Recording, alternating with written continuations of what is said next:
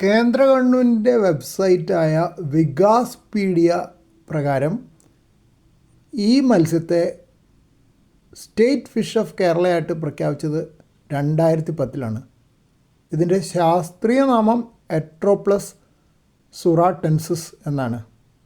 ഇംഗ്ലീഷിൽ ഇതിന് pearl spot എന്ന് പറയും. ഗ്രീൻ ക്രോമൈഡും എന്നൊരു പേരും ഉണ്ട്. പിന്നെ മലയാളത്തിലെ പേര് ഞാൻ പറയുന്നില്ല, കണ്ടാൽ തന്നെ എല്ലാവർക്കും അറിയാം. അത് വെറുതെ. ഈ മത്സ്യങ്ങൾ പ്രത്യേകത എന്താണെന്ന് വെച്ചാൽ ഇവർ കൂടുകൂട്ടി കുഞ്ഞുങ്ങളെ വളർത്തുന്ന കൂട്ടത്തിൽപ്പെട്ടതാണ്. പല മത്സ്യങ്ങളിലും പാരൻസ് കുഞ്ഞുങ്ങളെ നോക്കില്ല.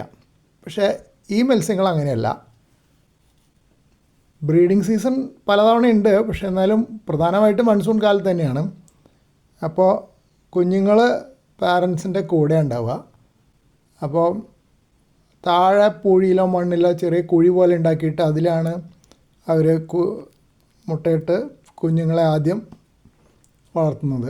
പിന്നീട് കുറേ കാലത്തേക്ക് പാരൻസിൻ്റെ കൂടെ തന്നെയായിരിക്കും ഈ കുഞ്ഞുങ്ങൾ നീന്തി നടക്കുക. അവർ വേറെ ദൂരേക്കൊന്നും പോവില്ല. മറ്റു മത്സ്യങ്ങൾ വല്ലതും ആക്രമിക്കാൻ വന്നിട്ടുണ്ടെങ്കിൽ പാരൻസ് അവരെ രക്ഷിക്കും.